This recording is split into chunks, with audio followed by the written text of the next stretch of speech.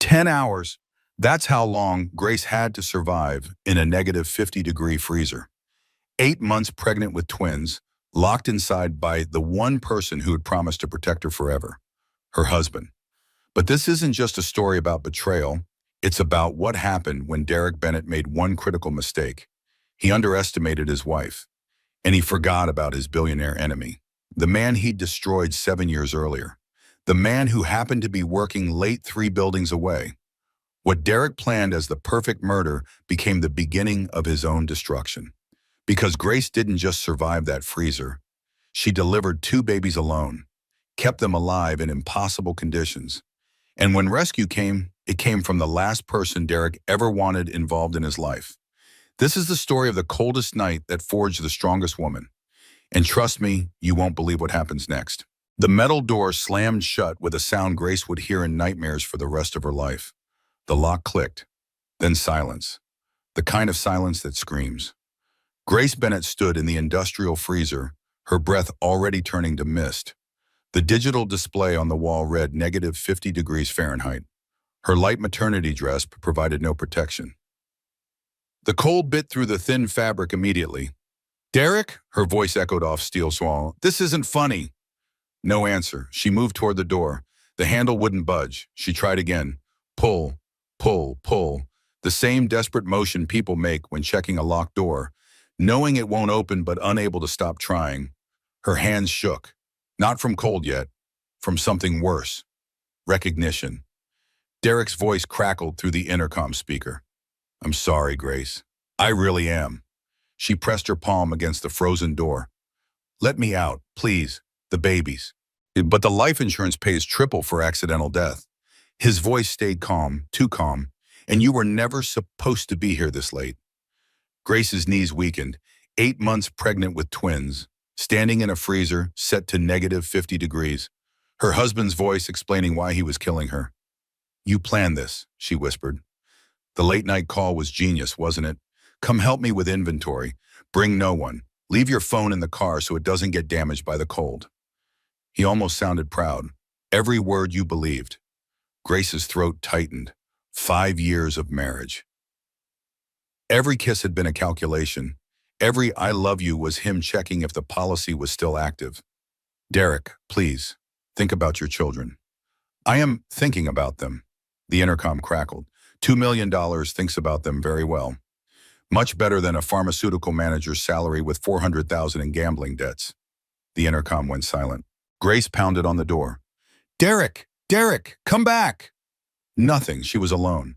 The lights were motion activated. She realized this with sudden terror. If she stopped moving, darkness would swallow everything. And in negative 50 degrees, stopping meant dying faster. Grace forced herself to think, to breathe. The air burned her lungs. Each breath felt like swallowing knives. She wore a light blue maternity dress, a thin cardigan, flat shoes, nothing designed for survival. Derek had planned that too. He'd suggested the dress that morning. "Wear something comfortable. You'll be sitting in the car, mostly." More lies, a trail of lies leading to this frozen tomb. The babies kicked, strong, urgent movements. They knew something was wrong. A mother always knows when her children are afraid. Grace knew they felt her fear. "Mama's here," she whispered to her belly. "Mama's not giving up." But the cold was relentless. It crept through her skin, into her bones. Her fingers already felt numb. She flexed them, curled them, kept the blood moving. Grace looked around the freezer. Shelves of pharmaceutical supplies, boxes of vaccines. Nothing helpful, nothing warm, nothing that could break through a steel door designed to withstand extreme temperatures. She shuffled her feet. Small steps. Movement generated heat. Not much, but enough to keep the lights on. Enough to keep her blood flowing a little longer. A contraction hit at minute 7. Grace gasped. Her hand went to her belly. No, not now, not here. It was too early. She was only 32 weeks pregnant. The babies needed more time. But her body didn't care about should or shouldn't. Her body was shutting down. And shutting down meant labor. The contraction passed. Grace breathed through it. She'd taken classes, read books, practiced breathing exercises with Derek sitting beside her. Derek, who was right now driving away from the building, leaving her to die. She had one advantage he didn't know about. She was tougher than anyone suspected, tougher than she'd suspected. She just had to survive long enough to prove it. Grace began to pace, small circles, keeping her muscles engaged. The freezer was maybe 12 feet by 12 feet. Not much room, but enough to move, enough to fight. Her breath came in white clouds. She watched them dissipate, counted them. 1, 2, 3. Breathing meant living. As long as she could see her breath, she was alive. Another contraction. Stronger this time. 6 minutes after the first. Grace leaned against the frozen wall. Bad idea. The metal seared her skin through the dress. She jerked away, stood in the center of the space, alone, nowhere to sit, nowhere to rest. "I'm not dying in here," she said out loud. Her voice sounded strange, echoey, desperate. "My babies aren't dying in here." But the cold didn't care about determination. The cold was patient, methodical, inevitable. Grace's teeth began to chatter. She clenched her jaw, tried to stop it, couldn't. Her body was trying to generate heat through shivering. But shivering burned calories, burned energy, energy she needed to survive. She thought about the car, her phone sitting in the cup holder. Derek had been so concerned. "Don't bring it inside. The temperature changes will damage it." She'd believed him, trusted him, left her lifeline behind. No one knew she was here. Derek had asked her to come at 11 p.m. after everyone left. Just a quick check on inventory, 20 minutes tops. She'd told no one. Why would she? It was her husband, her partner, the father of her children. The father of her children was a murderer. Grace's mind struggled with this reality. How long had he planned it? When did he decide his wife and babies were worth less than money? When did he look at her growing belly and see dollar signs instead of his children? The questions hurt worse than the cold. Another contraction. 5 minutes after the last. Labor was progressing. Her body didn't know it was supposed to wait. Didn't know this was the worst possible time. The worst possible place. Grace removed her cardigan. Her fingers fumbled with the buttons. So cold. So numb. She finally got it off. Wrapped it around her belly. Better the babies stay warm 10 more minutes than her. Better they have some protection. The dress was sleeveless now. The cold attacked her arms, her shoulders, her neck. Every exposed inch of skin burned. She kept moving. Squat, stand, squat, stand. The motion helped with contractions, helped with circulation, helped her feel like she was doing something. Anything. "Mama's here," she told the babies again. "Mama's fighting. We're all going to meet each other on the other side of this door." But doubt crept in, dark and insidious. What if no one came? What if Derek's plan worked? What if she froze to death in this horrible place? What if her babies died without ever taking a breath? No, she couldn't think like that. Couldn't give up. Giving up meant Derek won, and Grace refused to let him win. Her water broke at minute 16. The amniotic fluid steamed in the frozen air. Grace watched it pool on the floor. Watched it begin to freeze. This was really happening. She was going into active labor. In a negative 50-degree freezer. Alone. Terror threatened to overwhelm her. She pushed it down, locked it away. Terror was a luxury she couldn't afford. Another contraction. 4 minutes after the last. Stronger. Longer. More painful. Grace squatted through it, breathed, counted 1, 2, 3, 4. The contraction peaked, held, finally released. She was going to have these babies, here now in this frozen hell, and somehow she had to keep them alive until someone found them. If anyone found them, anyone. Grace pushed that thought away too. Someone would come. Someone had to come. The universe couldn't be this cruel. But deep down, in a place she didn't want to acknowledge, she knew. She knew Derek had planned everything perfectly. Knew he'd thought of every detail. Knew he'd made sure no one would look for her until morning, until it was far too late. The cold was winning. She could feel it. Her thoughts were getting slower, fuzzier. Hypothermia was setting in. Her body was prioritizing. Keeping her core warm, keeping the babies warm, sacrificing her extremities. Her toes felt like blocks of ice. Her fingers barely responded to her commands, but she kept moving, kept shuffling, kept the lights on. In the darkness, she would die faster. In the darkness, she would give up. So she moved, one foot in front of the other, a terrible dance with death. Another contraction. 3 minutes apart now, the babies were coming, ready or not, warm or frozen. They were coming. Grace had read about women giving birth in terrible conditions. War zones, natural disasters, car accidents. She'd never imagined she'd be one of them. Never imagined her husband would create the terrible condition. But what Grace didn't know, what she couldn't know as she labored alone in the freezing dark, was that someone was already looking for her. Someone who had every reason to hate Derek Bennett. Someone who would save her life and change it forever. The enemy at the door was closer than she thought. Grace's contractions hit every 3 minutes now. Regular, intense, unstoppable. She squatted against the wall, not touching it, just using it for balance. Her legs trembled from cold and exhaustion. How long had she been in here? Time felt strange, elastic, every minute stretched into an hour. I didn't survive his fist to die from his cowardice, she said out loud. Her voice cracked, but saying it made it real, made it true. I'm not dying in here. My babies aren't dying in here. The words hung in the frozen air, a promise, a prayer, a declaration of war against the cold and the man who'd put her here. Another contraction. Grace breathed through it, in through her nose, out through her mouth. The breathing exercises seemed ridiculous now. She'd practiced them in a warm, safe living room, with Derek timing her, Derek encouraging her, Derek pretending to care.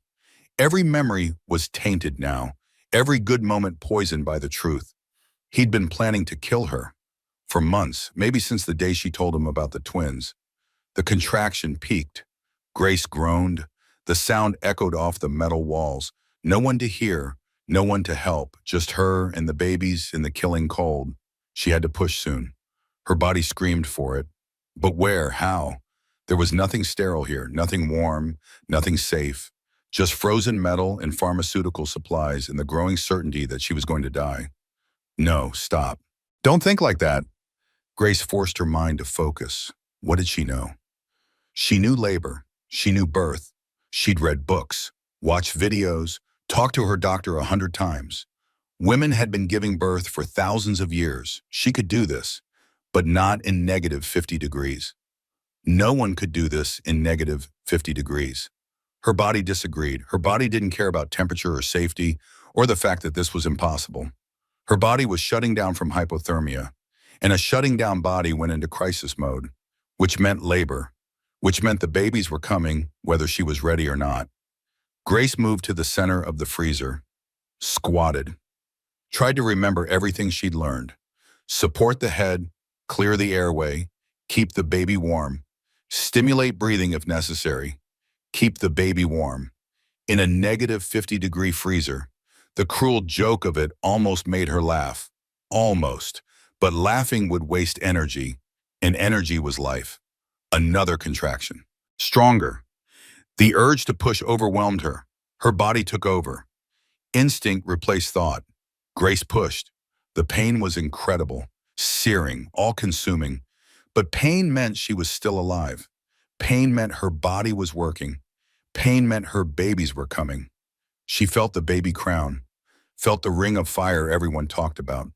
Except the fire was ice. Everything was ice, her hands, her feet, her face. All ice.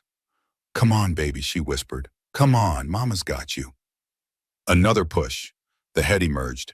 Grace reached down with numb fingers, supported it, just like she'd learned, just like she'd practiced on a doll in a warm, comfortable birthing class. One more push. The baby slid into her frozen hands. A girl, tiny, blue, silent. Terror seized Grace's heart. No, no, no, no, breathe, baby, please breathe. She rubbed the baby's back, stimulated her, cleared her mouth with a finger she could barely feel. Come on, breathe. A tiny gasp, then a weak cry. Grace sobbed. The sound tore from her throat. Relief, joy, terror, All mixed together, her daughter was alive. Blue and hypothermic and too small, but alive. She had nothing to wrap her in, nothing but the cardigan she'd already wrapped around her own belly.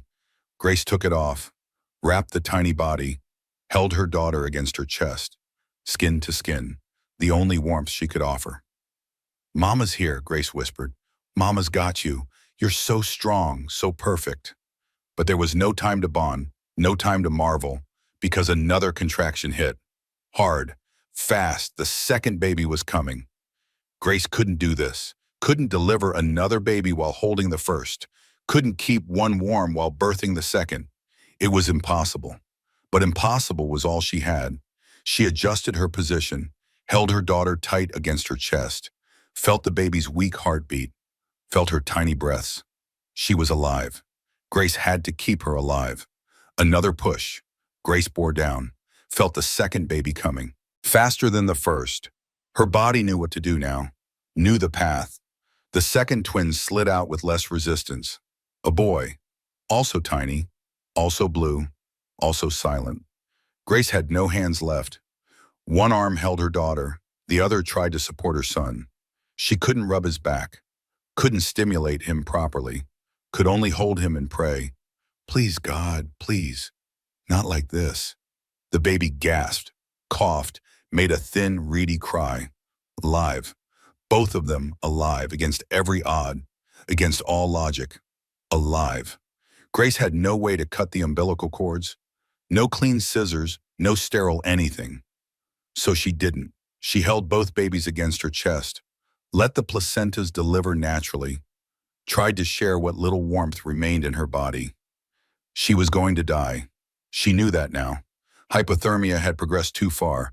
Her thoughts were fuzzy. Her body was shutting down. But maybe if she could keep the babies warm a little longer, maybe someone would come. Maybe her babies would survive, even if she didn't. Grace looked at her watch. Her vision was blurry. The numbers didn't make sense at first. She blinked, focused. 7:15 in the morning. The last time she'd looked had been 9 p.m. 10 hours. She'd been locked in this frozen hell for 10 hours. The babies came early because her body was shutting down. Because hypothermia triggered crisis labor. 10 hours. Derek had left her to freeze for 10 hours. Let her deliver their children alone. Let her suffer in ways she couldn't have imagined. All for money. All for $2 million. The cold was winning now. Grace could feel it taking her. Her vision dimmed at the edges. Her muscles stopped shivering. That was bad. She remembered reading that. When you stopped shivering, the end was close. Your body had given up trying to generate heat. She looked down at her babies. Two tiny faces, eyes closed, barely breathing. They looked like miniature dolls, unreal, too small, too fragile, too perfect. "I'm sorry," she whispered. "Mama tried. Mama fought so hard." Her eyes closed. She couldn't keep them open anymore. So tired, so cold, so ready to stop fighting. But somewhere in a parking lot 3 buildings away, someone was about to notice something wrong. Someone who had every reason to hate Derek Bennett. Someone who would give Grace and her babies the chance they desperately needed. The lights in the freezer flickered. Grace's movements had slowed too much. Soon there would only be darkness. Soon there would only be 3 small bodies, frozen in time. But not yet. Not quite yet. Connor Hayes noticed the car at 11:47 p.m. A silver sedan, hazard lights blinking weakly, battery dying. He'd been working late again. Building an empire required sacrifice. His tech company, Hayes Tech Solutions, occupied the building 3 doors down from Bennett Pharmaceuticals. They shared a parking complex. Connor rarely paid attention to other cars. But the hazards caught his eye. They'd been blinking when he'd arrived 6 hours ago. Still blinking now. That was wrong. That was a problem. That was someone in trouble. Connor walked toward the car. His breath misted in the cold November air. Not -50, just normal Michigan November. Maybe 25 degrees. Cold enough. He peered into the car. A purse on the passenger seat. A phone in the cup holder. The phone screen lit up with notifications. Missed calls. Text messages. Someone was looking for this person. Connor tried the door. Locked. Of course, he looked at the license plate, ran it through his head. tried to remember. Then he saw the parking sticker. Bennett Pharmaceuticals. Employee parking. A pregnant woman's car with hazard lights blinking for 6 hours. Person phone left behind. No sign of the driver. Every instinct Connor had screamed danger. He called building security. A board guard answered on the fourth ring. "This is Connor Hayes from Hayes Tech. There's an abandoned car in the lot with hazards on. Been here for hours. Pregnant woman's car. You need to check the Bennett building." The guard sighed. "Sir, I can't just—" "Now," Connor said. His voice carried the weight of someone used to being obeyed. "Check it now. I'll meet you there." 5 minutes later, Connor stood in the Bennett Pharmaceuticals lobby with a skeptical security guard named Tom. Tom checked his computer, scrolled through keycard access logs. Derek Bennett checked in at 8:50 p.m. No checkout scan. Tom squinted at the screen. His keycard shows, freezer access, storage bay C. "And?" Connor pressed. "And he left. His car isn't in the lot, but his wife's is. Grace Bennett." Tom looked up. She must have gotten a ride home. Connor's gut twisted. Derek Bennett. He knew that name, knew it well. Derek Bennett, who'd stolen his business plan 7 years ago. Derek Bennett, who'd forged documents and fabricated evidence and nearly destroyed Connor's life. Derek Bennett, who'd cost him 3 years of lawsuits in rebuilding and starting over from nothing. Derek Bennett was a liar, a thief, a monster in expensive suits, and his pregnant wife's car had been abandoned for hours while his key card showed freezer access. "Open the freezers," Connor said quietly. "Sir, I can't." Connor pulled out his wallet. $500 bills. He put them on the desk. "Open every freezer now." Tom looked at the money, looked at Connor's face. Whatever he saw there made him grab his keys. They moved through the building. Tom opened storage bay A, pharmaceutical supplies. No people. Storage bay B, more supplies. Empty. Storage bay C. Tom's hand hesitated on the keycard reader. Derek Bennett's access shows he was in here at 9:05 p.m. Tom checked his tablet. 10 hours ago, nobody else in or out. 10 hours. In a negative 50-degree freezer. No one survived that. But Connor's instincts screamed. He'd learned to trust those instincts. They'd saved his company more than once. They'd rebuilt his life after Derek destroyed it. And they were screaming now. "Open it!" Tom swiped his keycard. The lock clicked. He pulled the heavy door. It swung open with a hydraulic hiss. Cold air rolled out. Negative 50 degrees met 25 degrees in a cloud of condensation. Connor couldn't see through it at first. Couldn't see anything but white fog. Then the fog cleared. Connor's world stopped. A woman sat on the freezer floor, slumped against the wall, not moving. Her skin was blue-white.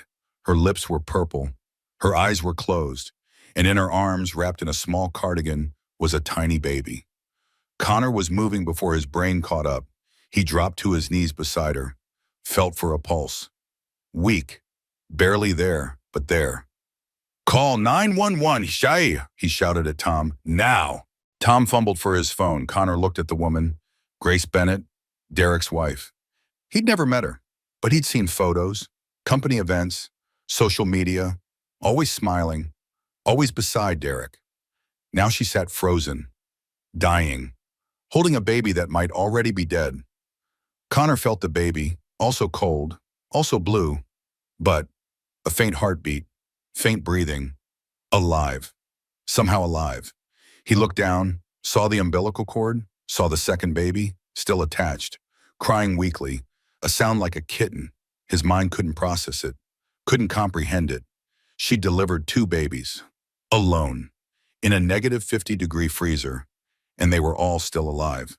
Connor stripped off his suit jacket, his thermal shirt, wrapped the first baby, the second baby.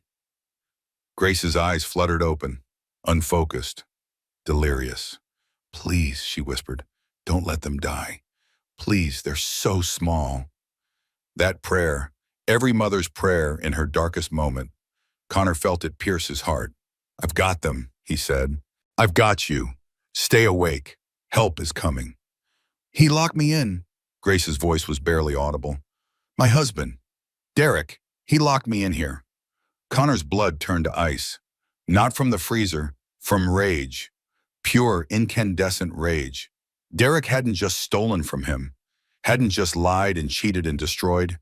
Derek had locked his pregnant wife in a freezer to die, had left her to deliver their children alone, had murdered 3 people for money.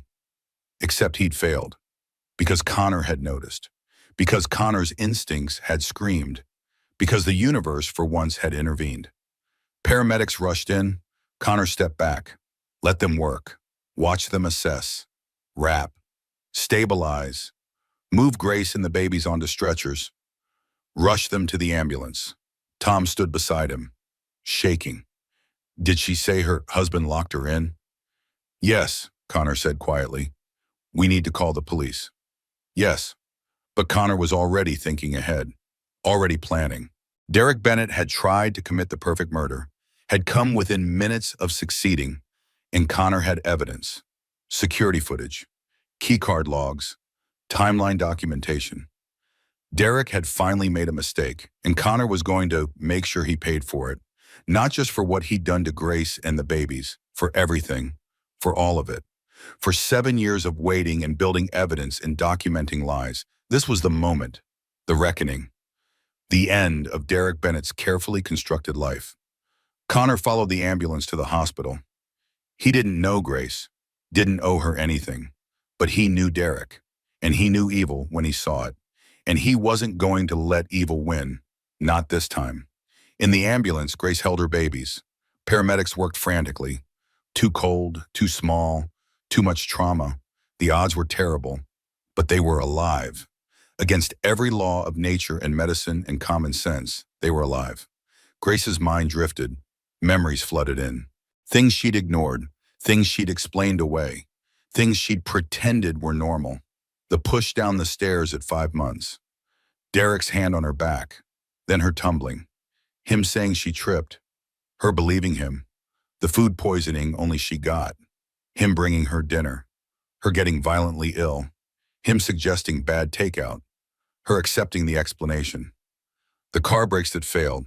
Him saying he'd take the car to the shop. Him forgetting, her nearly crashing. Him blaming the mechanic, her not questioning it. It wasn't the first time he tried to kill her.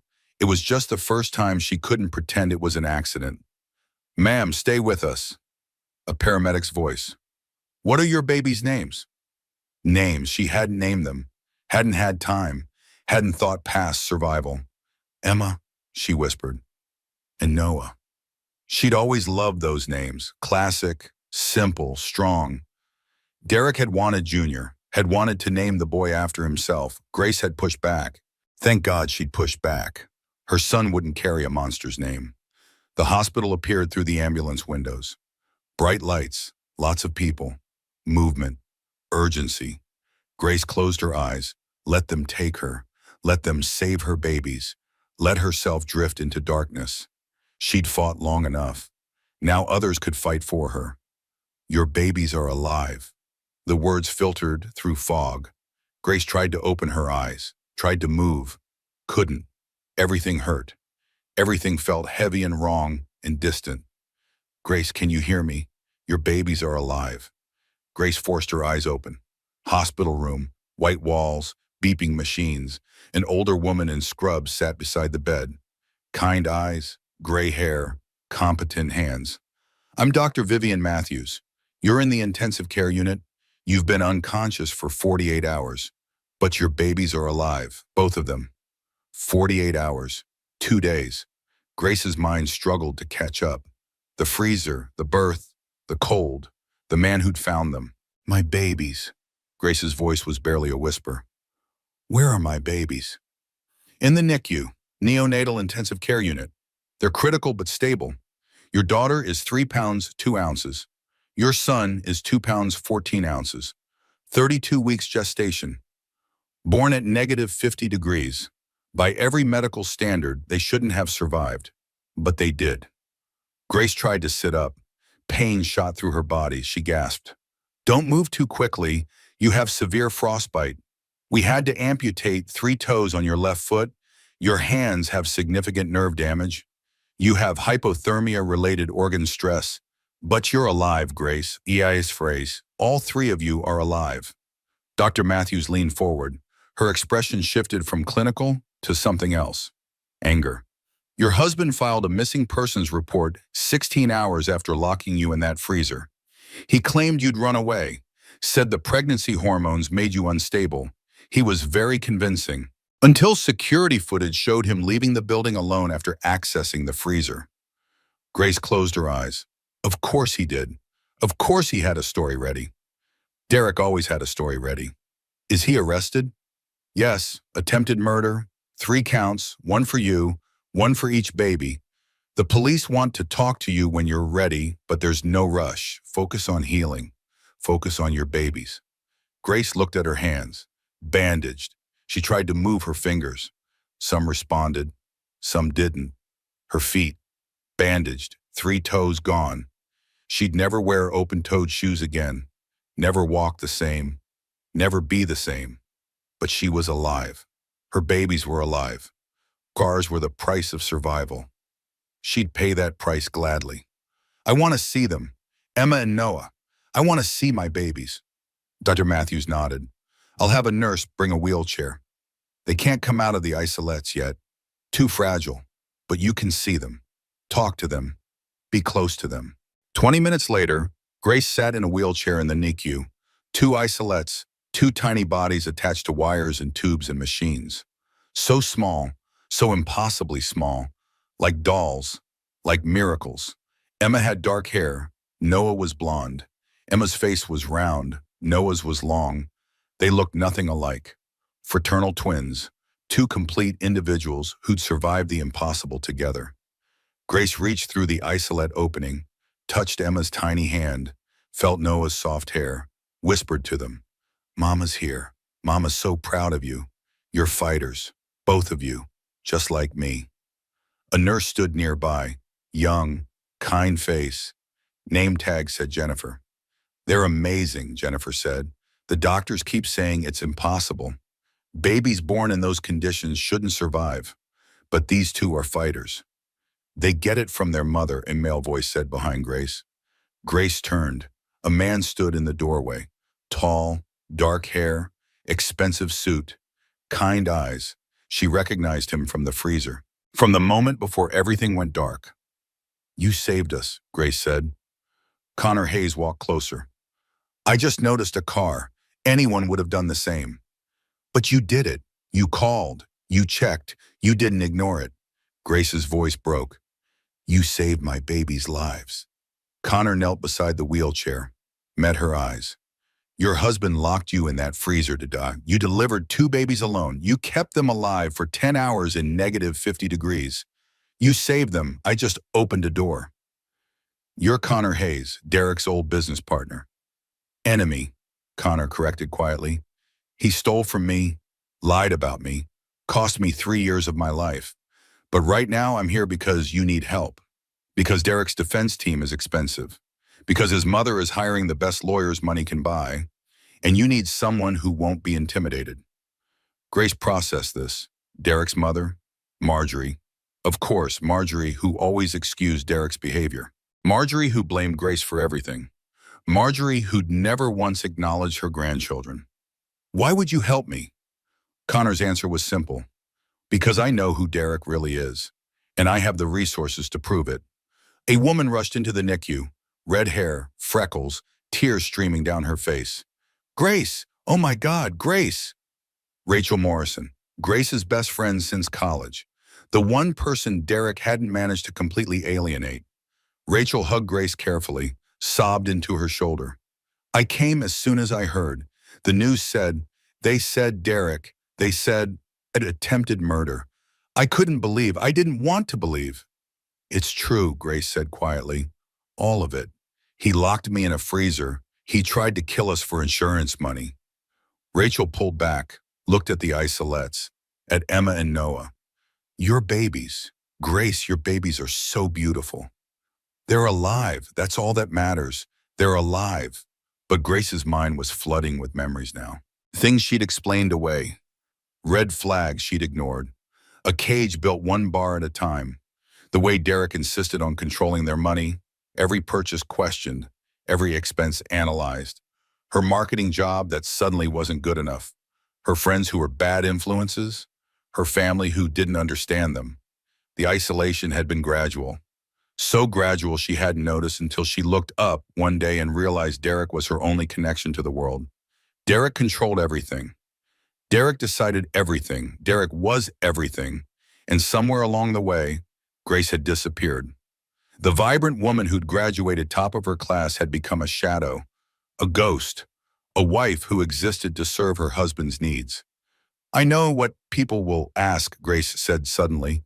She looked at Dr. Matthews, at Connor, at Rachel. Why didn't I leave? Why didn't I see it? But you can't see the cage when someone builds it one bar at a time. The words hung in the air, true, raw, painful. No one argued. No one offered platitudes. They just listened. Grace turned back to the isolates, to Emma and Noah. But I'm out now, and I'm never going back. Connor stood. I have evidence about Derek's past, financial fraud, document forgery, criminal behavior that never made it to trial. If we use it in your case, it establishes a pattern, shows he's capable of calculated violence, makes your case airtight. What does it cost you? Civil liability, accusations of withholding evidence, maybe a lawsuit, but it's worth it. You need justice. Your babies need protection, and Derek needs to pay. Grace studied Connor's face, looked for angles, for hidden motives, for the catch, but she only saw sincerity, determination, a man who'd been burned by Derek and wanted to prevent it from happening again. Okay, she said, help me, please. I can't fight him alone anymore. You're not alone, Rachel said fiercely. I'm here. I'm not going anywhere, doctor. Matthew squeezed Grace's shoulder. I'm testifying about your injuries, about the medical impossibility of what happened, about the trauma. I'm making sure everyone knows exactly what he did. 3 people, 3 allies. More than Grace had had in 5 years of marriage. A police detective entered the NICU, female, 40s, sharp eyes. Mrs. Bennett, I'm Detective Laura Friedman. When you're ready, I'd like to take your full statement. Grace nodded. I'm ready now. Detective Friedman pulled up a chair, turned on a recorder, asked Grace to start at the beginning. Tell everything, leave nothing out. So Grace talked about the late night call, the empty building, the freezer, Derek's voice explaining why he was killing her, the 10 hours of cold, the labor, the birth, the desperate fight to keep her babies alive. As she talked, the memories crystallized, became evidence, became pieces of a case that would send Derek to prison. Grace's voice didn't shake. She'd cried enough. Now was time for cold, hard facts. Detective Friedman took notes, asked questions, clarified timeline. When Grace finished, the detective leaned back. This is one of the worst domestic violence cases I've ever investigated, but it's also one of the strongest. Security footage, keycard logs, your medical evidence, the babies. It's airtight. But Derek has money, Grace said. His mother has money. They'll hire the best as lawyers. Let them, Connor said. I have better ones, and I have something more important. The truth. Derek's built his life on lies. But lies fall apart under scrutiny. The truth is stronger. Grace wanted to believe him, wanted to trust that justice would prevail. But she'd trusted before, trusted Derek. Look where that got her. Connor seemed to read her mind. I know trust is hard right now. I'm not asking you to trust me. I'm asking you to let me help. The rest will follow. Grace looked at her babies, at Emma's tiny chest rising and falling, at Noah's miniature fingers curled in fists. They were fighters. She was a fighter. Together they'd survived the impossible. Now they just had to survive what came next. Derek Bennett's arraignment made national news. The pharmaceutical manager accused of locking his pregnant wife in a freezer. The twins born at -50 degrees.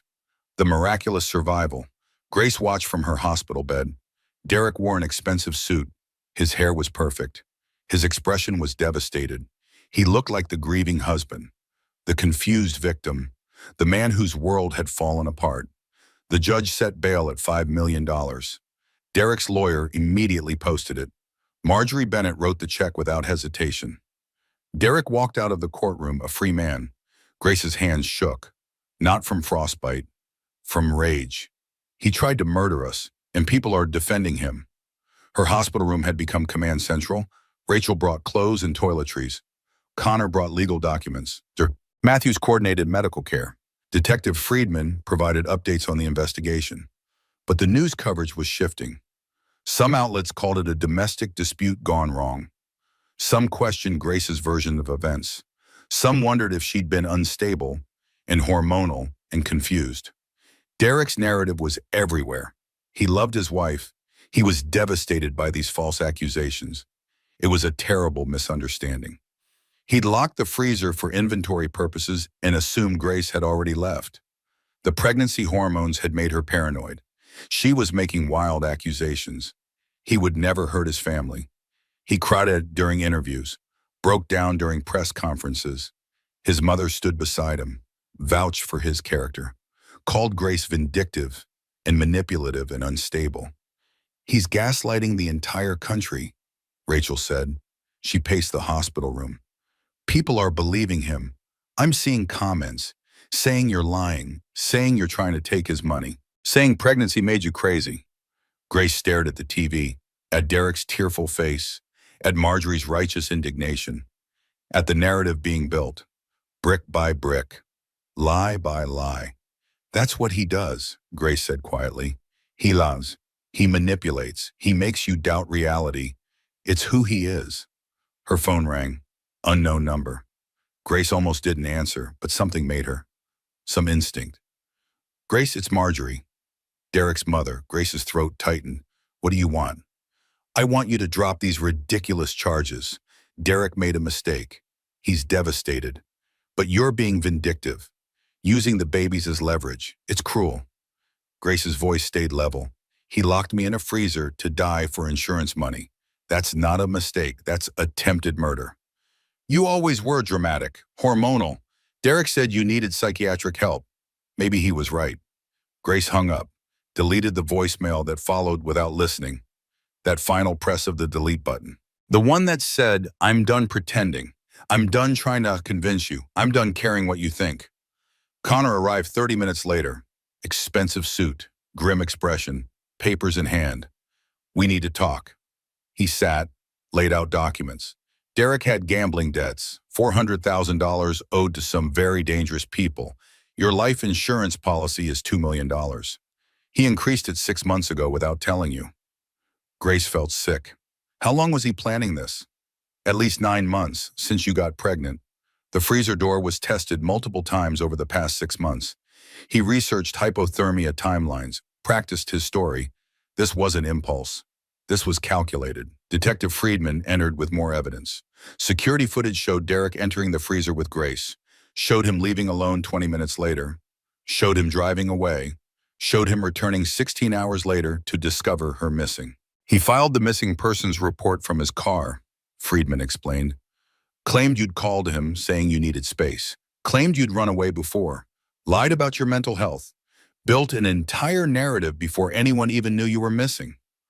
Grace processed this. Every detail planned, every word rehearsed, every angle covered. Derek had been 2 minutes away from committing the perfect murder. 2 minutes away from $2 million and freedom. Except Connor had noticed a car, had followed instinct, had opened a door. "I'm testifying," Grace said. "I'm facing him in court. I want him to see that he didn't break me." Connor looked concerned. "His defense team will tear into you. They'll question everything, your memory, your stability, your motives. It won't be easy." "Nothing about this has been easy, but I'm not hiding. I'm not letting him control the narrative anymore." Grace's voice was steel. "He wants people to think I'm weak? I'll show them exactly how strong I am." Rachel squeezed her hand. "I'm coming with you, every court date, every hearing, every second." Dr. Matthews entered. "The twins are improving. Emma's breathing on her own for short periods. Noah's gaining weight. They're fighters, just like their mother." Grace smiled, first real smile since waking up. "Can I hold them?" "Not yet, too fragile, but soon. Maybe next week. They need a few more days of stabilization. A few more days. Grace could wait. She'd waited through 10 hours in a freezer. She could wait a few more days to hold her babies. But Derek had other plans. His lawyer filed for emergency custody, claimed Grace was unfit, claimed she'd abandoned the children, claimed psychiatric evaluation was needed, claimed parental rights superseded criminal charges. The audacity took Grace's breath away. He'd tried to murder them, and now he wanted custody. Connor's lawyer shut it down immediately, pointed to the criminal charges, the evidence, the attempted murder. No judge would grant custody to a man accused of trying to kill his children.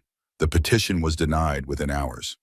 But it showed Derek's strategy: attack, deflect, make Grace the villain, make people question her, make her look unstable and vindictive and manipulative.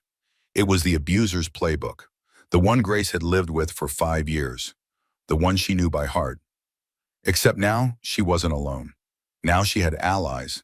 Now she had resources. Now she had the truth on her side. Connor returned with more evidence. Financial records showing Derek's gambling. Bank statements showing the insurance policy increase. Email exchanges with the insurance company. Text messages to the people he owed money to. A paper trail that proved motive, proved planning, proved intent. "This is more than we need," Connor said. "This is overwhelming evidence. No jury will acquit him." But Grace knew better. She knew Derek, knew his charm, knew his ability to make people believe anything, knew juries acquitted charming men all the time. "We need more," Grace said. "We need his past. We need the fraud you mentioned. We need everything that shows this is who he is, not a mistake, not a misunderstanding, but calculated evil." Connor hesitated. "If I bring that evidence forward, I expose myself to liability. I've known about his fraud for a year. I was building a civil case. But using it in your criminal trial means I should have reported it earlier. I could face charges myself." "I can't ask you to do that." "You're not asking. I'm offering." Connor met her eyes. "Derek destroyed 3 years of my life. He nearly destroyed me completely. If I can prevent him from destroying anyone else, it's worth the risk." Grace studied his face, saw determination, saw justice, saw something else, something that looked like genuine care. "Why are you really doing this?" she asked quietly. Connor considered his answer. 7 years ago, Derek took something from me. Not just my business plan, my faith in people. I became cynical, guarded, built walls around everything. Then I found you in that freezer, and I remembered what it feels like to act without calculating return on investment. You reminded me how to be human. The honesty surprised Grace. She'd expected a calculation, an angle, a reason that benefited him. But this was just truth. Messy, complicated, human truth. "Thank you," she whispered. Connor nodded. "We're going to win this. Not just the criminal case, all of it. Derek's going to pay for everything he's done. To you, to me, to everyone he's hurt." Grace wanted to believe him, wanted to trust, but trust was a muscle she'd forgotten how to use. Derek had atrophied it, starved it, killed it. "I don't know how to trust anymore," she admitted. "Then don't trust me," Connor said simply. "Just let me help. Trust can come later. Or not. Either way, I'm seeing this through." Grace looked at her phone, notifications everywhere. Messages from people she hadn't spoken to in years. Some supportive, some questioning, some outright accusing her of lying. She turned the phone off.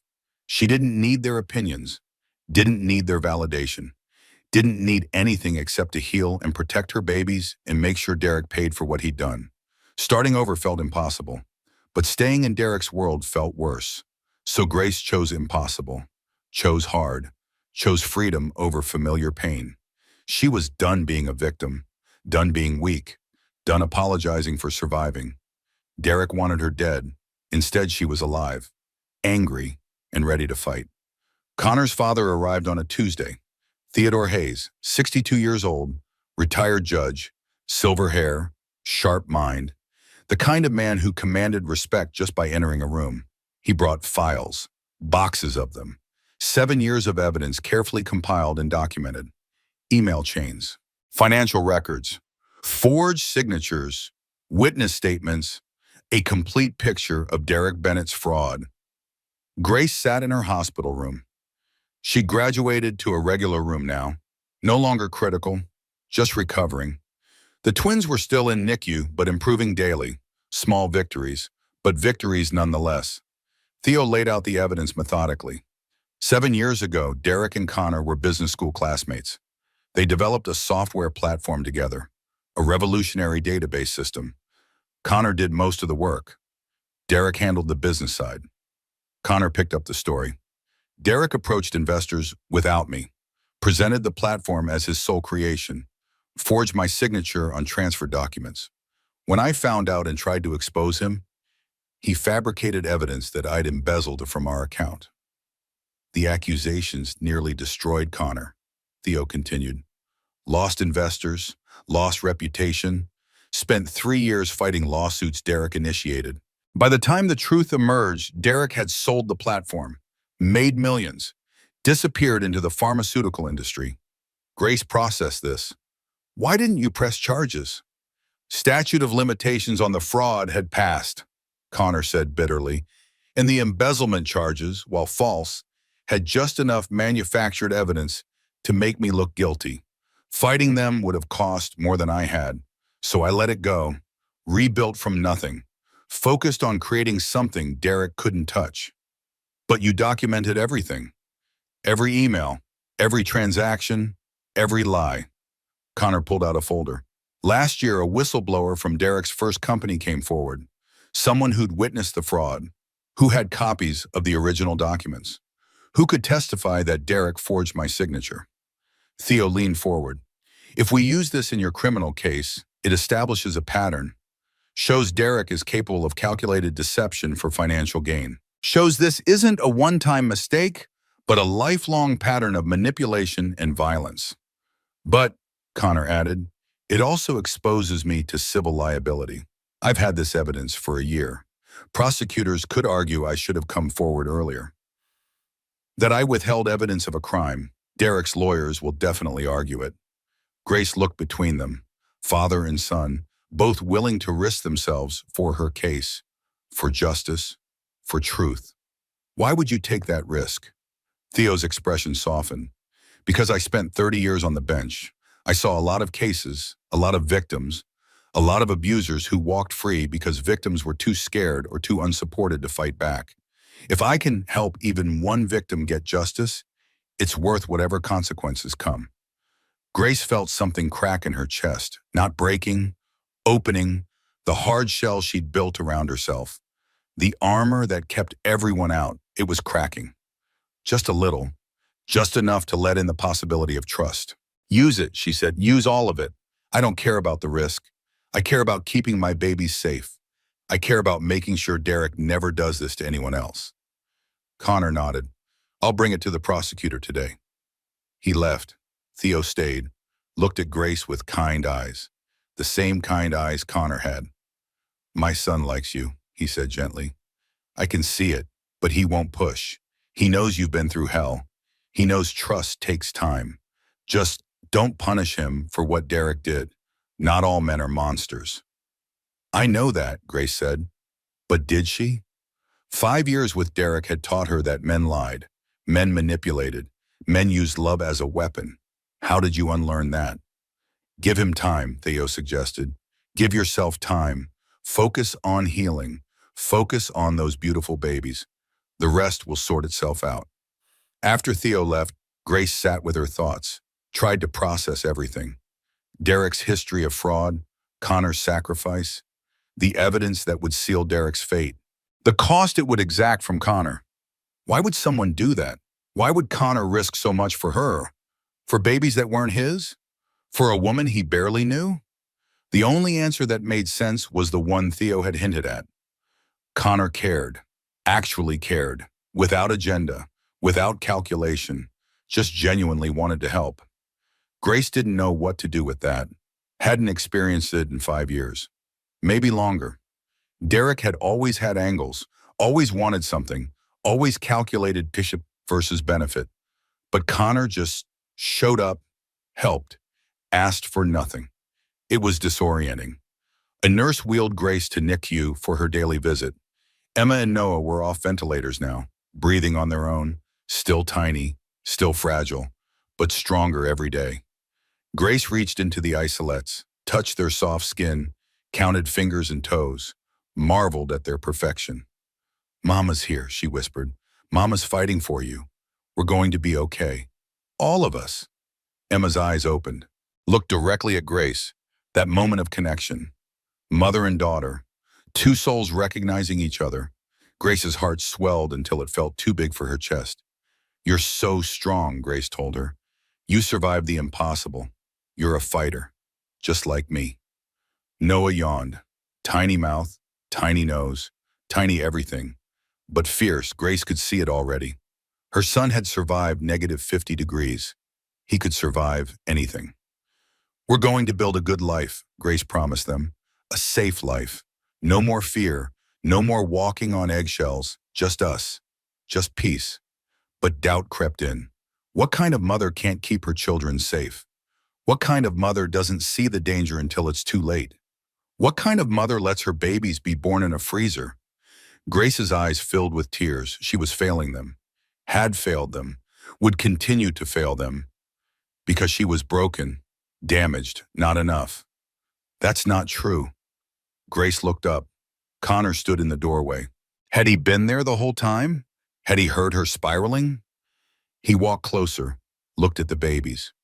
"You survived a freezer and delivered 2 babies alone. You kept them alive for 10 hours in -50 degrees. You're still fighting when anyone else would have given up. That kind of mother." Grace wiped her eyes. "I let him hurt us. I didn't see the signs. I stayed when I should have left. He gaslit you, manipulated you, isolated you, made you doubt your own reality. That's what abusers do. That's their specialty. None of that is your fault. But the babies are alive because of you, because you refused to give up, because you fought with everything you had. Those babies are lucky to have you as their mother." Grace wanted to believe him, wanted to accept his words, but the guilt was too heavy, too suffocating, too real. Connor seemed to sense this. He didn't push, just stood there, present, solid, real. After a long silence, Grace spoke. "Starting over feels impossible. I don't have money, no job, no home. Derek controlled everything. I don't even know how to access our accounts. I don't know where to begin." "You begin by healing, by focusing on Emma and Noah, by letting people help you. The rest will follow." "I don't know how to let people help me. Derek made sure I didn't need anyone but him. I forgot how." "Then we'll remind you, Rachel, Dr. Matthews, my father, me. We'll show you what support looks like without strings attached." Grace looked at him, really looked. Saw the man who showed up, who didn't promise to fix everything but offered to stand beside her while she fixed it herself, who gave without expecting return, who cared without condition. It terrified her, because caring meant vulnerability. Vulnerability meant pain, and Grace had experienced enough pain for 10 lifetimes. "I'm not ready," she said honestly. "I know, that's okay, I'll wait." "For what?" "For you to be ready. For you to trust again. For you to believe that not everyone wants to hurt you, however long it takes." Grace didn't respond. Couldn't. The words were too big, too much, too everything. Connor left her alone with the babies. Grace sat there for an hour, just watching them breathe, just being present, just surviving another day. And somewhere in a place she didn't want to acknowledge yet, something shifted. The tiniest crack of light in the darkness. The smallest possibility of hope. The faintest whisper that maybe, just maybe, life could be good again someday. Not today, not soon, but someday. The bail hearing was brutal. Grace sat in the courtroom, first time seeing Derek since the freezer. He looked good, healthy, well-rested, like a man without conscience, without guilt. His eyes found hers across the room, cold, calculating, hateful. The mask was off now, no more pretending, just pure malice. Grace didn't flinch, didn't look away, stared right back. You tried to kill me. And I'm still here. I won. The defense argued Derek wasn't a flight risk. Upstanding citizen, community ties, no prior criminal record, loving family, devastated by false accusations, eager to clear his name. The prosecution used Connor's evidence, presented the fraud case, showed the pattern, established Derek's history of calculated deception and manipulation, argued he was dangerous, argued he'd planned 3 murders, argued bail should be denied. The judge took 20 minutes to decide. Bail remained at $5 million, no reduction. Derek would stay in custody pending trial. Marjorie's face turned red. She stood, shouted at the judge, was escorted out by bailiffs. The outburst probably hurt Derek's case more than helped, showed the family instability, showed the enabling, showed where Derek learned his behavior. After the hearing, Marjorie cornered Grace in the hallway. You're destroying my son's life over a misunderstanding. He made a mistake. You've blown this completely out of proportion. Grace's voice stayed level. He locked me in a freezer to die for insurance money. That's not a mistake. That's attempted murder. You always were dramatic, hormonal. Derek said you needed psychiatric help. Marjorie's voice dripped disdain. Maybe if you'd been a better wife, he wouldn't have been so stressed. Grace turned and walked away. Didn't argue, didn't defend herself, just left. That moment when you finally realize some people will never believe you and you stop trying to convince them. It was liberating, painful, but liberating. Rachel caught up. I can't believe she said that. I wanted to punch her. She's been making excuses for Derek his whole life. She's not going to stop now. Trial preparation began the next week. Connor's lawyers were thorough, relentless, prepared Grace for every possible question, every attack, every insinuation. The defense would call her mentally unstable, would question her memory, would suggest she'd locked herself in the freezer and blamed Derek, would paint her as vindictive, manipulative, a woman scorned who'd weaponized her children. It was absurd, insulting, but also standard defense strategy. Make the victim the villain. Make the jury doubt. Make everyone forget who the real monster was. Grace practiced her testimony 100 times. Stayed calm, stayed factual, didn't get emotional, didn't get defensive. Just told the truth. Simple, clear, unshakable. Detective Friedman uncovered more evidence. Derek had researched divorce lawyers 6 months earlier, had calculated child support payments, had decided murder was cheaper than divorce. Cold, mathematical, evil in its purest form. He was planning to kill you the whole pregnancy, Friedman explained. The freezer was just one option. He'd also researched car accidents, house fires, carbon monoxide poisoning, allergic reactions. He was shopping for the perfect murder method. Grace felt sick. Every day of her pregnancy, Derek had been planning her death. Every doctor's appointment, every ultrasound, every time he'd felt the baby's kick. He'd been calculating, scheming, plotting. How did I not see it? Grace whispered. Because he's a sociopath, Friedman said bluntly. He has no conscience, no empathy.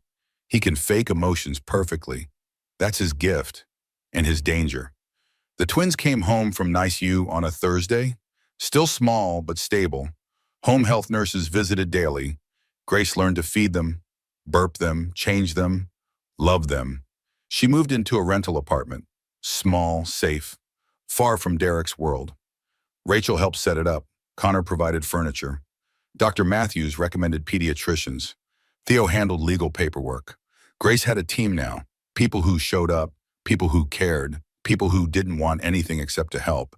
It was foreign, uncomfortable, but also nice, really nice. The trial date was set, 3 months away, 3 months to prepare, 3 months to heal, 3 months to build a new life.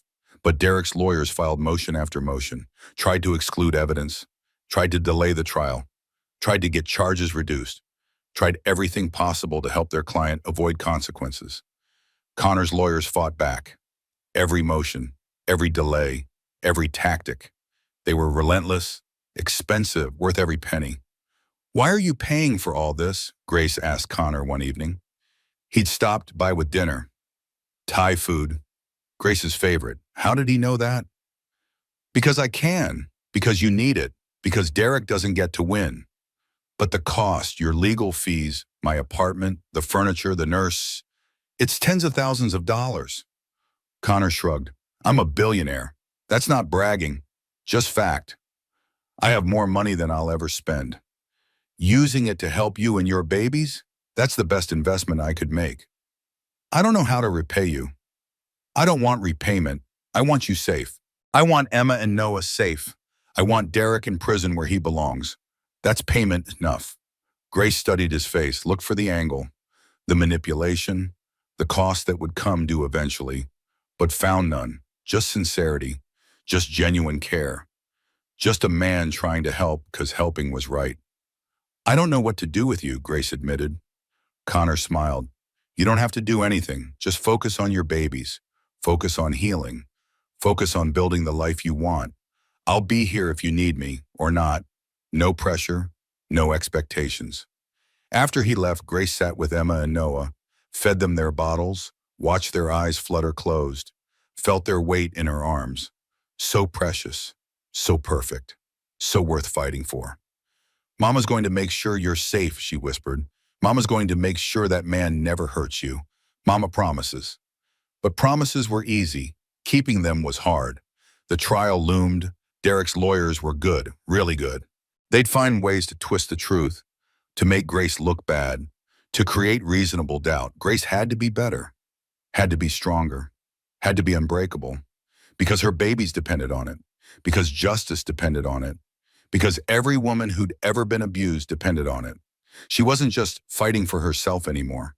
She was fighting for all of them, all the women who'd been gaslit, manipulated, hurt, silenced. Grace would be their voice, their proof, their victory.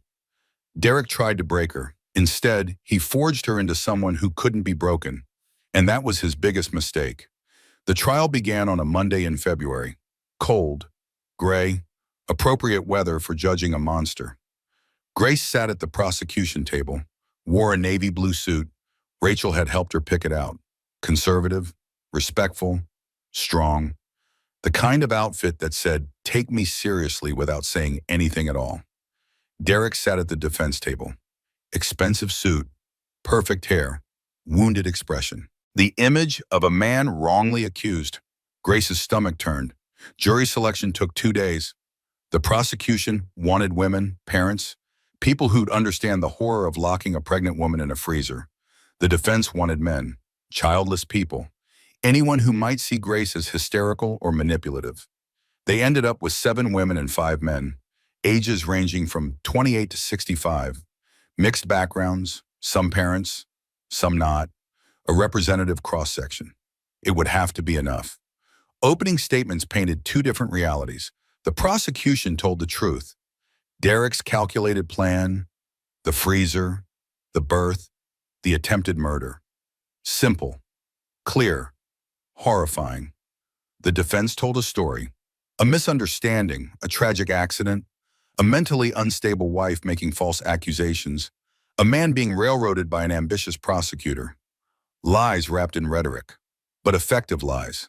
Grace saw some jurors nod, some consider, some doubt. The first witnesses were police and security personnel. They established timeline, presented footage, showed Derek entering the freezer with Grace, showed him leaving alone, showed him driving away. Facts, irrefutable facts. Dr. Matthews testified next, described Grace's injuries, the frostbite, the hypothermia, the medical impossibility of surviving 10 hours at -50 degrees, the miracle of 3 people living through it. "In my 30 years as an emergency physician, I have never seen anyone survive exposure like this," Dr. Matthews said. "The fact that Mrs. Bennett delivered 2 premature babies and kept them alive in those conditions is beyond remarkable. It's impossible, except it happened." The defense cross-examined, tried to suggest Grace had exaggerated, had fabricated details, had been confused. Dr. Matthews shut it down methodically, coldly, effectively. Connor testified about finding Grace. about the key card logs, about Derek's history of fraud. The defense objected repeatedly, tried to exclude the fraud evidence.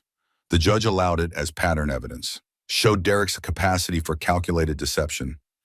Grace testified on day 4. She'd practiced for this, prepared for every question, every attack, every insinuation.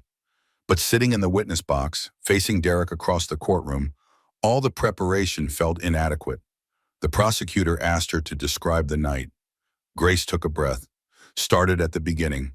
The phone call, the empty building, the freezer, Derek's voice, the cold, the labor, the birth, every detail, every moment, every second of horror. Her voice stayed steady. She'd promised herself she wouldn't cry, wouldn't show weakness, wouldn't give Derek the satisfaction. She kept that promise, spoke clearly, factually, let the horror speak for itself. The defense attorney's cross-examination was brutal. Isn't it true you threatened to leave Mr. Bennett? Yes, because he pushed me down the stairs when I was 5 months pregnant. But you stayed. I stayed because I was terrified, because he controlled all our money, because he'd isolated me from everyone I knew, because leaving an abuser is the most dangerous time for a victim. The attorney pressed. Isn't it true you have a history of depression? I was depressed because I was being abused. Isn't it possible you imagined some of these events? That pregnancy hormones affected your memory? No, I remember everything clearly. Every word Derek said, every moment in that freezer, every second of fighting to keep my babies alive. The attorney changed tactics. Isn't it true you stand to gain financially from these accusations? That you'll receive sympathy, support, money? I stand to gain my life, my children's lives, freedom from a man who tried to murder us. That's what I stand to gain. Grace didn't break, didn't waver, answered every question with calm certainty. The attorney tried for an hour, got nowhere, finally dismissed her. Grace walked back to her seat. Rachel squeezed her hand. Connor nodded. She'd done it. Survived cross-examination, told her truth. The rest was up to the jury. The defense called character witnesses, Derek's co-workers, his friends, his mother. They all testified to his good character, his kindness, his devotion, his devastation over these false charges. Marjorie's testimony was particularly vicious. She painted Grace as unstable, manipulative, a woman who'd trapped her son with pregnancy, who'd weaponized the children, who'd made up lies to ruin Derek's life. Grace listened to it all, felt each word like a slap, but she didn't react, didn't engage, just sat, calm, present, unbreakable. Then the defense called their surprise witness, Miranda Stevens, 32 years old, pretty, blonde, nervous. The defense attorney established that Miranda had dated Derek 7 years ago, before he met Grace. Miranda testified about Derek's gentle nature, his kind heart, his devotion to family. And have you observed Mrs. Bennett's behavior toward Mr. Bennett? The attorney asked. Yes, she seems very jealous, very controlling, very quick to anger. Lies, all lies. Grace had never met this woman, never exhibited any of those behaviors. But the jury didn't know that. The jury saw a credible witness testifying for the defense. Grace's heart sank. This was it. The moment that created reasonable doubt. The moment Derek's lawyers had been building toward. A witness with no obvious connection to the case. No reason to lie. Just telling her truth about Derek's character. Then the prosecutor stood for cross-examination. Ms. Stevens, how did you come to testify today? Miranda hesitated. Mr. Bennett's lawyer contacted me. And did you receive any compensation for your testimony? Longer hesitation. Yes, $10,000. The courtroom erupted. The judge banged his gavel. Miranda started crying. I'm sorry, she sobbed. I can't do this. I can't lie anymore. She turned to the jury, tears streaming. Derek paid me to lie. But the truth is, he did the same thing to me. 7 years ago, he locked me in a basement apartment for 3 days when I tried to break up with him. I was too scared to press charges. But I can't let him do this to another woman. I cannot let him hurt Grace and those babies. I'm so sorry. Chaos. The defense attorney shouted objections. The judge called recess. Bailiffs surrounded Miranda. Grace sat stunned, unable to process what just happened. Rachel hugged her. Oh my God, did that really just happen? Connor's expression was grim satisfaction. Derek's defense just collapsed. After recess, the prosecutor recalled Miranda as a rebuttal witness. This time she told the truth. About Derek's abuse, about the locked apartment, about the fear and manipulation and control, about being too scared to report, about living with guilt for 7 years. When I heard what he did to Grace, I couldn't stay silent anymore, Miranda said. He locked her in a freezer. She was pregnant. She delivered babies alone. He tried to kill them. I could have prevented this if I'd spoken up. I have to live with that. Her testimony was devastating. Showed Derek's pattern. Showed this wasn't a one-time event. Showed he'd been locking women in small spaces and exerting control for years. Showed he was exactly what Grace said he was. A monster. The defense had no recovery, no way to spin it, no miracle save. They rested their case quickly, cut their losses, hoped the jury would somehow ignore what they just witnessed. Closing arguments were powerful. The prosecution painted a picture of calculated evil, of a man who planned 3 murders for money, of a woman who survived the impossible, of babies born into hell and somehow living. The defense tried, argued reasonable doubt, argued Miranda was unreliable, argued Grace was mistaken, but their heart wasn't in it. They knew they'd lost. The jury deliberated for 6 hours. Grace waited, paced, prayed, tried to stay calm. Connor sat beside her, steady, solid, present. Whatever happens, we'll deal with it, he said. But Grace needed a conviction, needed justice, needed Derek locked away where he couldn't hurt anyone ever again. The jury returned. Grace's heart pounded. She couldn't breathe, couldn't think, could only wait. Has the jury reached a verdict? We have, Your Honor. On the charge of attempted murder of Grace Bennett, how do you find? Guilty. Grace's knees weakened. Rachel caught her, held her up. On the charge of attempted murder of Emma Bennett, how do you find? Guilty. On the charge of attempted murder of Noah Bennett, how do you find? Guilty. 3 counts, 3 guilty verdicts. Derek would spend the rest of his life in prison, would never hurt anyone again, would never see his children, would die in a cell, alone, forgotten, exactly what he deserved. Derek's face showed nothing, no emotion, no reaction, just blank. The mask finally permanent, the monster fully revealed. Grace felt everything, relief, joy, grief, exhaustion, victory, loss, all of it crashing over her in waves. She'd won, they'd won, justice had prevailed. But winning felt hollow because her babies had been born in a freezer, because she'd lost toes and nerve function, because trust was shattered, because trauma was forever.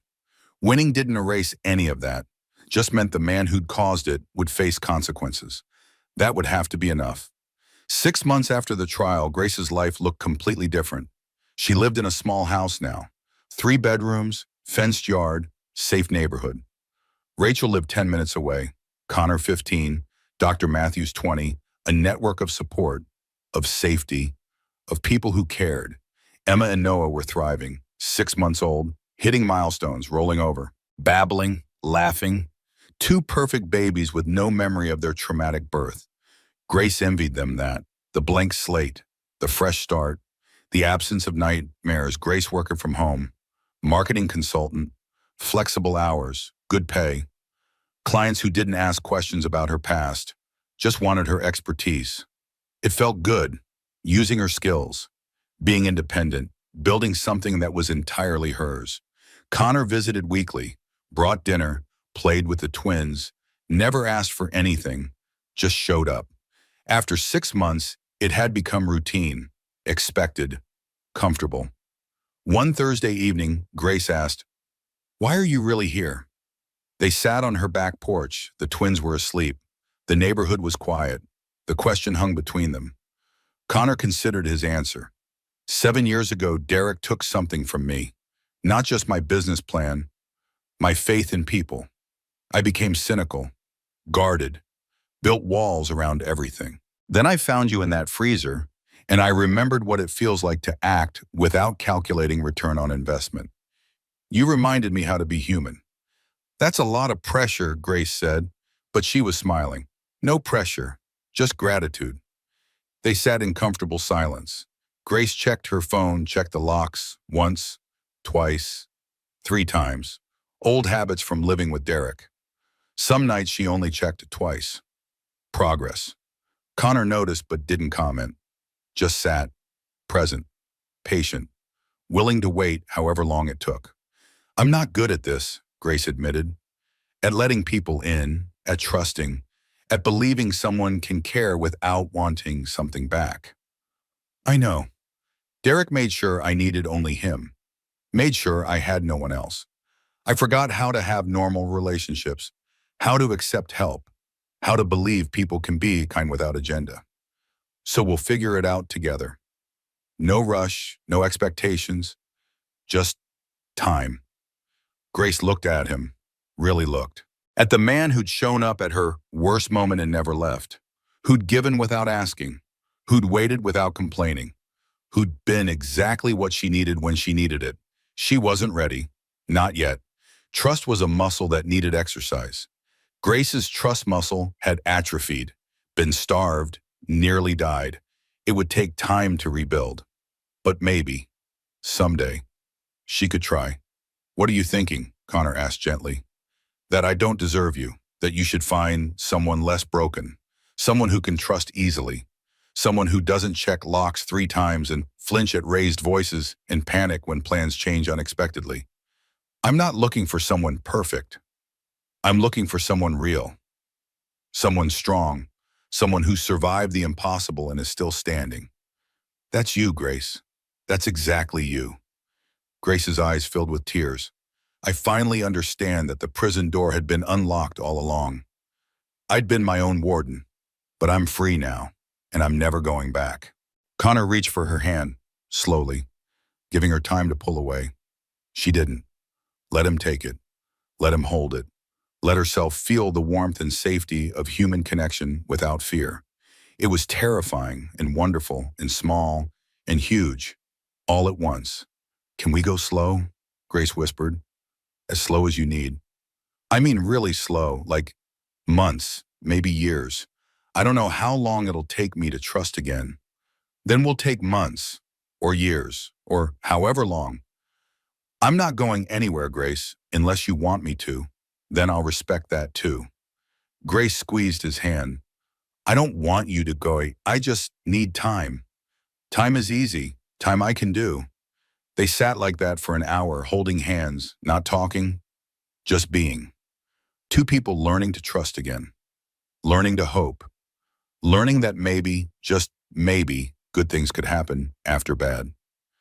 3 months later, Grace asked Connor on a date. A real date. Not dinner at her house. Not playing with the twins. An actual grown-up date at a restaurant with real clothes and babysitters and everything. Connor looked stunned. Really? Really, but we're going slow.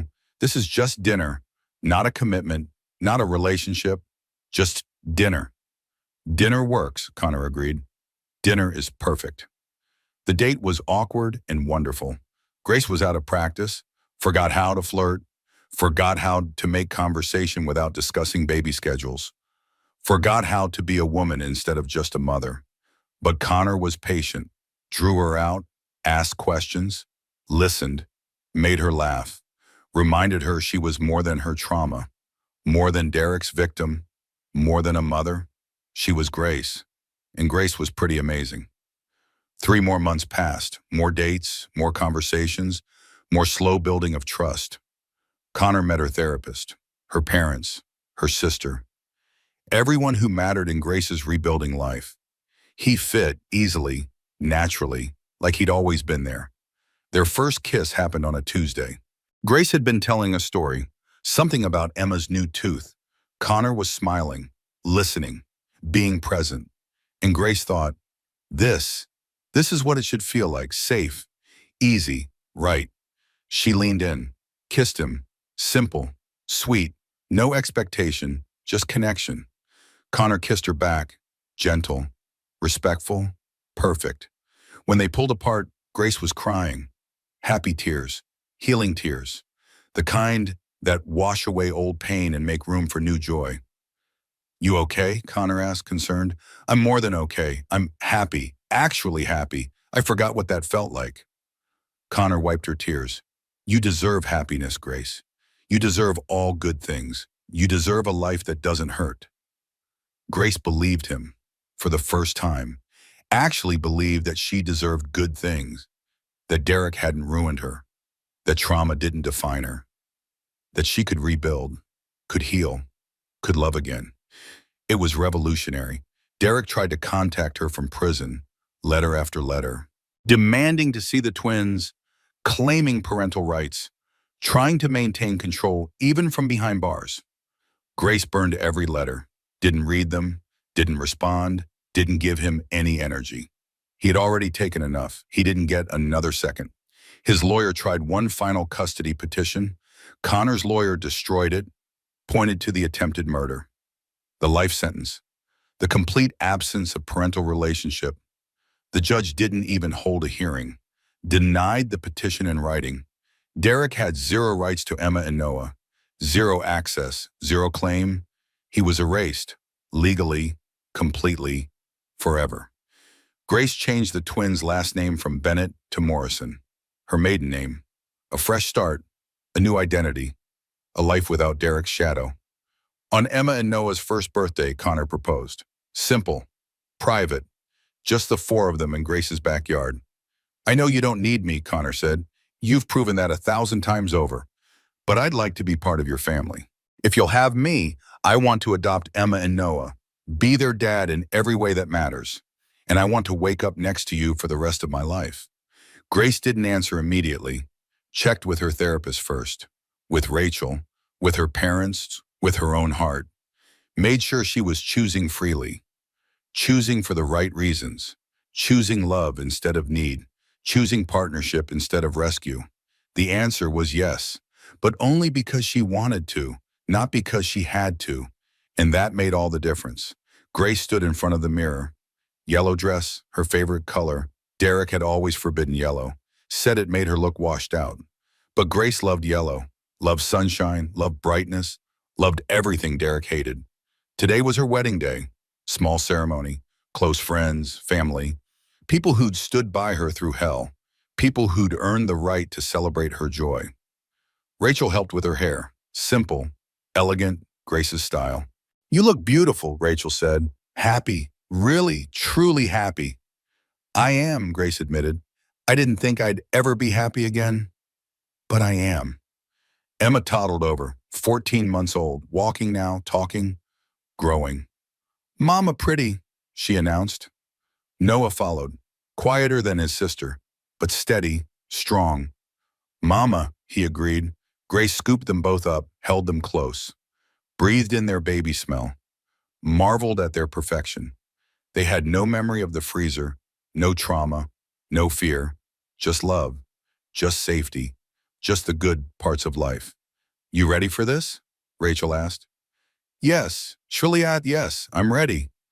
The ceremony was perfect, small, intimate, meaningful. Connor wore a navy suit, cried during his vows, promised to love Grace and Emma and Noah for the rest of his life, promised to be a partner, not a rescuer, promised to stand beside, not in front. Grace's vows were simple. You found me in my darkest moment, but you didn't try to fix me. You stood beside me while I fixed myself. You reminded me I was strong enough to survive anything, and now I'm strong enough to love again, to trust again, to choose joy again. They said I do, kissed, became a family, legal, official, real. The reception was joyful, dancing, laughter, celebration, no shadows, no fear. Just people who loved each other gathering to witness love winning. Theo gave a toast. Grace, you remind us that strength isn't about never falling. It's about getting back up, about fighting when fighting seems impossible, about choosing life when death seems easier. You're the strongest person I know, and I'm honored to call you daughter. Grace cried, happy tears, the kind that heal instead of hurt. 1 year later, Grace's life was unrecognizable. Connor had adopted Emma and Noah. They called him Dada. He was their father in every way that mattered. Bedtime stories, middle of the night comfort, first steps celebrated, a dad who showed up. Grace rebuilt her marketing career, took on bigger clients, built a reputation, made good money, became independent not because she had to, but because she wanted to. Because independence felt good, felt powerful, felt right. Connor's tech company went public, made hundreds of millions. They donated heavily to domestic violence organizations, built women's shelters, funded legal aid, helped other survivors escape and rebuild, turned their trauma into purpose, into impact, into change. Derek tried one final appeal, claimed wrongful conviction, claimed new evidence, claimed injustice. Every claim was denied, every appeal rejected, every attempt to overturn his sentence failed. He would die in prison, alone, forgotten, a cautionary tale instead of a success story. Grace never thought about him, didn't waste energy on hate, didn't give him space in her head. He was gone, erased, irrelevant, a footnote in her story instead of the whole chapter. 5 years after the freezer, Grace spoke at a domestic violence awareness event, told her story publicly for the first time, shared the details, the horror, the survival, the healing. I survived because I refused to give up, she told the audience. But I also survived because people showed up. A doctor who believed me, a detective who investigated, a stranger who paid attention when something felt wrong, and eventually a man who understood that love means standing beside someone, not saving them. She looked out at the crowd, saw women crying, nodding, recognizing themselves in her story, finding hope in her survival. If you're in an abusive relationship, know this: it's not your fault. The cage was built one bar at a time. You didn't see it because you weren't supposed to see it. That's what abusers do. They gaslight, they manipulate, they isolate, they make you doubt reality itself. But you can leave. It's hard, it's scary, it's the most dangerous time. But you can do it. And there are people who will help, who will believe you, who will stand with you while you rebuild. Derek thought cold would kill me. Instead, it forged me into someone who can't be broken. And the man who was supposed to be his enemy became my children's father and my heart's home. Funny how life works. The people who try to destroy you end up giving you the strength to rebuild something even better. The applause was thunderous. Women lined up after to share their stories, to thank her, to say her words gave them courage, gave them hope, gave them permission to leave, to fight, to survive. Grace hugged each one, listened, believed, supported, paid forward the help she'd received. The cycle of trauma could become a cycle of healing, could become a movement, could become change. That evening, Grace came home to chaos. Emma had spilled juice everywhere. Noah had colored on the walls. Connor was trying to cook dinner while managing toddler disasters. It was messy, loud, overwhelming. It was perfect. "Mama!" Emma ran to her. Sticky hands, big smile. "I made picture." Grace looked at the wall. Crayon scribbles, abstract art, the kind that would require repainting. "It's beautiful, sweetheart." Connor kissed her hello. "How was the speech?" "Good, hard, healing. I'm proud of you. I'm proud of me too." They ate dinner together. Family dinner, conversation, laughter, normal. So beautifully, perfectly normal. After the kids were asleep, Grace and Connor sat on the porch. Their ritual, their time, their peace. "What are you thinking?" Connor asked. "That I didn't need saving. I needed someone who believed I was worth standing beside. There's a difference, and I finally know that difference." Connor took her hand. "You're the strongest person I've ever known." "I'm just a woman who refused to dom, who fought for her babies, who chose to rebuild instead of staying broken." "Exactly, strong." Grace smiled, checked her phone. Only once, progress. The locks, only once. More progress. The fear. Manageable. Fading. Healing. "Derek wanted to erase me," Grace said quietly. "He wanted me dead and forgotten. Instead, I built a life so full, he doesn't even register as a footnote. That's the greatest revenge. Not hurting him back, but living so well he becomes irrelevant. Connor squeezed her hand. He thought he'd won, thought he'd planned the perfect crime. But he underestimated you, underestimated your will to survive, underestimated how strong you really are. I underestimated me too, until I didn't have a choice, until survival was the only option. Then I discovered strength I didn't know I had. They sat in comfortable silence, stars overhead, kids asleep inside, life continuing, life thriving, life winning. Grace thought about the freezer sometimes, the cold, the pain, the terror. But she didn't live there, didn't let it define her. It was something that happened to her, not something that was her. She was Grace Morrison Hayes, mother, wife, survivor, advocate, business owner, whole person with a full life. Derek was just the villain in chapter 3. She was writing chapter 20 now, and chapter 20 was beautiful. I love you, Connor said. I love you too, and I never thought I'd say that again. Never thought I'd trust anyone enough to love them. But here we are. Here we are. Grace's phone buzzed. Text from Miranda. They'd become friends after the trial. Bonded over shared trauma, supported each other's healing. The text said, just left my abusive boyfriend. Called the shelter you recommended. Thank you for giving me courage. Grace smiled.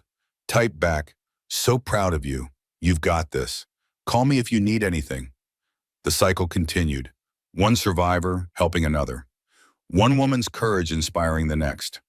Derek had tried to create victims. Instead, he'd created an army of warriors, women who survived, who healed, who helped others survive and heal. That was his legacy. Not fear, not death, not control, but strength, community, survival, the exact opposite of everything he'd intended.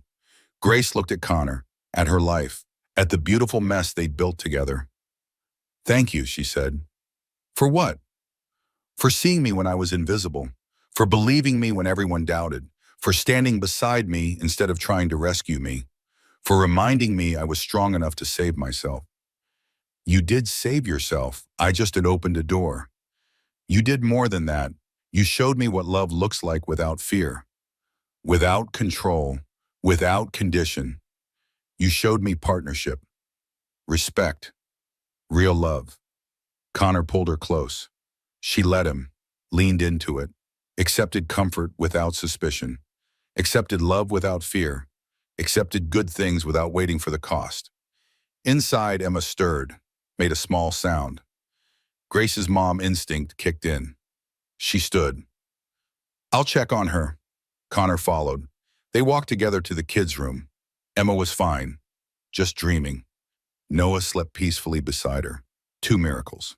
2 reasons Grace fought. 2 reasons she won. Grace adjusted Emma's blanket, kissed Noah's forehead, whispered, Mama loves you. You're safe. You'll always be safe. She meant it, would ensure it, would fight anyone who ever tried to hurt her babies, would be the mother they deserved, the mother who showed up, who protected, who loved without condition. As Grace and Connor walked back to their bedroom, Grace caught her reflection in the hallway mirror. Saw a woman she barely recognized, confident, happy, whole, so different from the broken woman in the freezer, so different from Derek's victim. This woman was a survivor, a warrior, a phoenix risen from frozen ashes. This woman had faced death and won, had faced evil and survived, had faced impossible odds and prevailed. This woman was her, Grace Morrison Hayes, and she was unstoppable. Turner. Epilogue. 5 years later. Emma and Noah were 6 years old now. First grade, reading, writing, playing soccer, living normal, beautiful childhood lives. They knew about the freezer. Grace had told them age-appropriate version. Bad man tried to hurt Mama, but Mama fought, and Uncle Connor saved everyone. And now bad man is gone forever. They didn't remember it, had no trauma from it. It was just a story, ancient history, something that happened to other people, the gift of childhood amnesia. Grace was grateful for it every day. She stood backstage at a large conference, 5,000 women in the audience, domestic violence survivors, advocates, lawyers, doctors, social workers, people fighting for change, for justice, for other women still trapped. The moderator introduced her. Grace Morrison Hayes survived attempted murder by her husband, delivered premature twins at -50 degrees, fought for justice and won. Today, she's one of the leading voices in domestic violence advocacy. Please welcome Grace. Grace walked on stage. No nervousness, no fear, just purpose, just mission, just truth. She told her story, the whole thing, the Iwama, the isolation, the freezer, the birth, the survival, the healing, every detail, every moment, every lesson learned. Derek thought he'd won, Grace said to the silent audience. He had the perfect plan, the isolated wife, the insurance money, the empty building, the locked door. Everything was perfect, except one thing. He underestimated me. He saw a victim, weak, controllable, disposable. But I was never weak. I was surviving in an impossible situation. That takes more strength than he could comprehend. And when he pushed me to the edge, when he tried to kill me and my babies, that strength became undeniable. I didn't need rescuing. I needed someone to believe me. I needed someone to open the door. I needed someone to stand with me while I fought my own battle. That's what Connor did. That's what all of you can do. Believe survivors. Support survivors. Stand with survivors. Don't try to save them. Let them save themselves. Just be the one who opens the door. The applause was deafening. Women stood, cheered, cried. Grace felt their connection, their shared pain, their shared strength, their shared victory. After the speech, women lined up, hundreds of them, each with a story, each with trauma, each with questions about how to survive, how to leave, how to rebuild. Grace listened to everyone, hugged them, gave them resources, gave them hope, gave them proof that survival was possible, that healing was real, that life after abuse could be beautiful. One woman, maybe 60 years old, whispered, "I've been with my husband for 40 years. He's never hit me, but he controls everything. My money, my time, my friends, my family. Is that abuse?" "Yes," Grace said gently. "That's absolutely abuse. You deserve freedom. You deserve autonomy. You deserve a life that's yours. No matter how long you've been there, you can still leave. It's never too late." The woman cried, "I thought I was imagining it. Thought I was ungrateful. Everyone says I'm so lucky. He's successful, provides well, never yells, but I feel trapped." "You're not imagining it. Your feelings are valid, and there are people who can help. Let me give you some numbers." Grace provided resources. Watch the woman leave with hope in her eyes. Maybe she'd call, maybe she wouldn't, but she knew now, knew her situation had a name, knew she wasn't alone, knew escape was possible. That was enough. Plant the seed, provide the information. Let survivors make their own choices. Trust their timing, support their journey. Grace drove home that evening. Her home. The house she and Connor bought together. Big backyard, kids' play sets, garden. Everything she'd dreamed of when she was trapped in Derek's controlled world. Connor was cooking dinner. Emma and Noah were doing homework at the kitchen table. Normal. Chaotic. Perfect. "How was the conference?" Connor asked. "Good, hard, important. I met a woman who's been in an abusive marriage for 40 years. Never hit, but completely controlled. She didn't even know it was abuse."